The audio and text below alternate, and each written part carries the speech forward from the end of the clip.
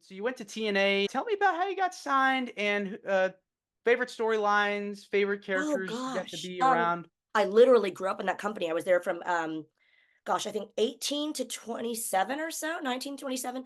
Those are really formidable years when you're growing up and stuff. So I would attend the shows and I would make sure that I was there. I would go through security with my little VHS tape and my resume. And I was thinking whoever I can talk to say, hey, I'd love to be a part of the show. I was very much there to work for TNA. I was definitely, hell bent on I would like to be a part of the show. That's the biggest game in town. Hmm. Um, so I first got an opportunity through David Sahadi, who, looked at my tape and resume and was like, "Well, I'm a producer." He's like, "You can come help me doing production assistant backstage stuff." And he said also he was very smart about it and super, super. I mean, I owe him a lot. He was so sweet about it. He's like, "This will get your foot in the door to being on the actual show because if they see that you're backstage, you're doing a good job, you're contributing for the right reasons, which is how I always word it because sometimes people don't know what you're doing there. You're a girl, are you trying to date the wrestlers? They don't know what's going on. Hmm. But I got to do that for a bit. I remember like doing funny stuff backstage. Like there were promos where, for example, Monty Brown was working out and they wanted some like mist. So I had to like spray a spray bottle of water in the background. You're just doing like producer bits Yeah. backstage with Jeremy Borash, who again, I owe the world to. I have learned so much under the tutelage of Jeremy Borash. Everything I know as an announcer, now Comic Con host, and still announcing for wrestling. Jeremy Borash was the best mentor ever, and just so giving and so fun, and honestly the funniest person I've ever met. Also, and he allowed me to do ring girl stuff, and I started doing ring girl stuff. I think it was December or November, or December 2004.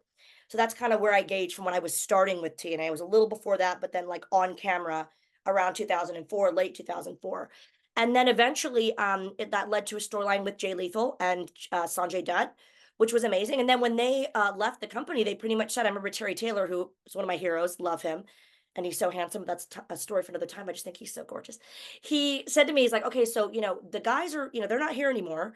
Would it be a big step backwards for you to go back to doing Ring Girl? And I was like, well, I remember standing up for myself and I said, well, it is a step backwards for sure. I acknowledge that. But I said, if whatever the company needs me to do, if that will keep me employed and I still can contribute to the show, I'll do it.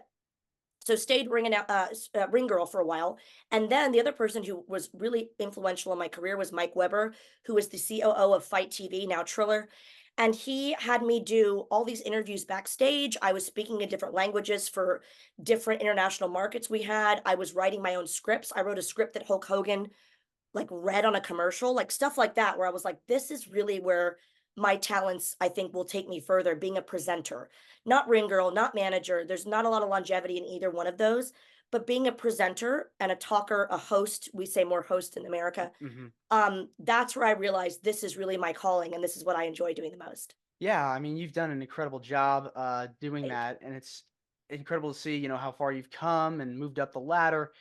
Uh,